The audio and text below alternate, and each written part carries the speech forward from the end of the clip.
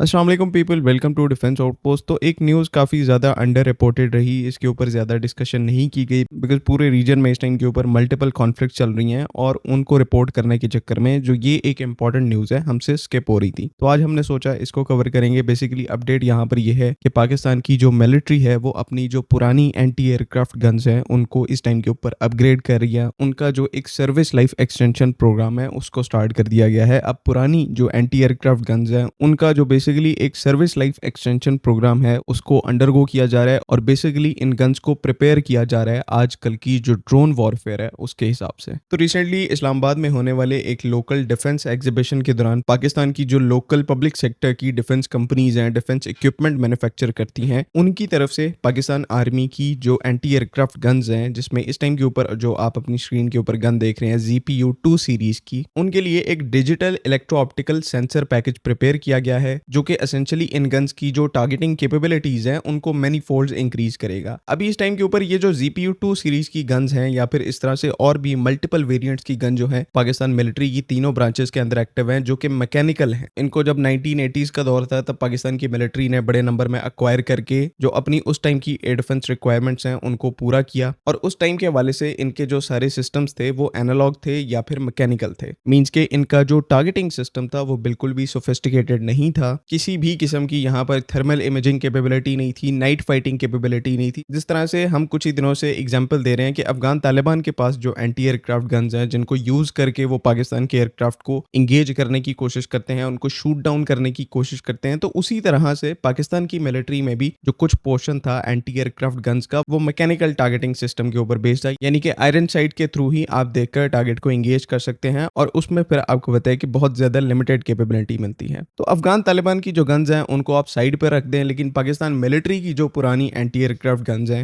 वो जिस तरह से पहले बताया कि अब इस टाइम के ऊपर पाकिस्तान की जो पब्लिक सेक्टर की डिफेंस कंपनीज हैं उन्होंने इनके लिए सोफिस्टिकेटेड सेंसर पैकेज को रोल आउट करना शुरू कर दिया है, जिनमें न सिर्फ इन ओल्डर जनरेशन की एंटी एयरक्राफ्ट गन्स को नाइट फाइटिंग कैपेबिलिटी और थर्मल इमेजिंग की कैपेबिलिटी दी जा रही है, बल्कि इनमें एक जो क्रूशल ऑटो ट्रैकिंग की कैपेबिलिटी है उसको भी यहाँ पर इंटीग्रेट किया जा रहा है और डेडिकेटेड तौर पर इसके जो इलेक्ट्रो ऑप्टिकल सिस्टम है उनको क्यों किया जा रहा है इन ओल्डर जनरेशन की जो एंटी एयरक्राफ्ट गन्स है उनके साथ। यानी कि गन बेशक यहाँ पर पुरानी है लेकिन इसका जो टारगेटिंग सिस्टम है जो कि इसको गाइड करेगा डिफरेंट टारगेट्स को शूट डाउन करने के लिए, वो इस टाइम का है, यानी कि मॉडर्न टाइम्स का है, हाईली सोफिस्टिकेटेड है, नाइट फाइटिंग कैपेबिलिटी है, थर्मल इमेजिंग की कैपेबिलिटी है और बाकायदा से एनालॉग से डिजिटल सिस्टम्स की तरफ कन्वर्जन है, जहां पर जो सारी इंगेजमेंट है उसकी वीडियो फीड भी शोकेस की जाती है। तो ये जो क्यूइंग मैकेनिज्म है ये काफी ज्यादा एक कॉस्ट इफेक्टिव सोल्यूशन है कि सारा जो टारगेटिंग डेटा है वो आपको एडवांस सेंसर्स के थ्रू मिलता है, लेकिन जो काइनेटिक पावर है इंगेज करने की वो फिर भी आपकी ओल्डर गन्स के पास होती है। तो इन दो सिस्टम्स को कंबाइन करके आप यहाँ पर एक बहुत ही effective anti drone gun system को डिप्लॉय कर सकते हैं जो कि दूर से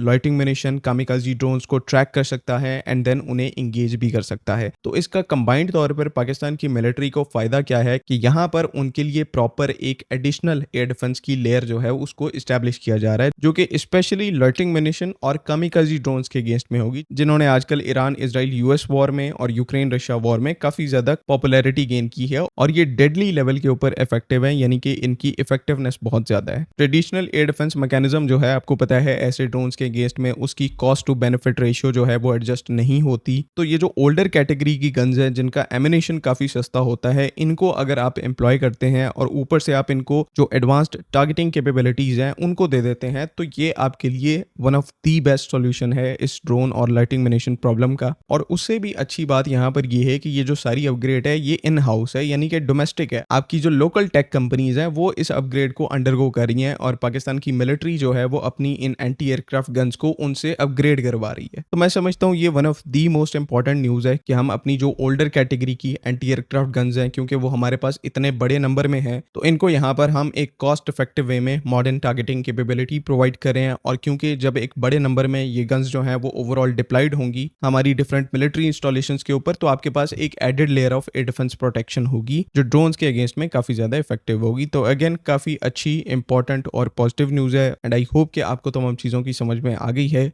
अगली वीडियो तक के लिए अल्लाह हाफिज। पाकिस्तान जिंदाबाद।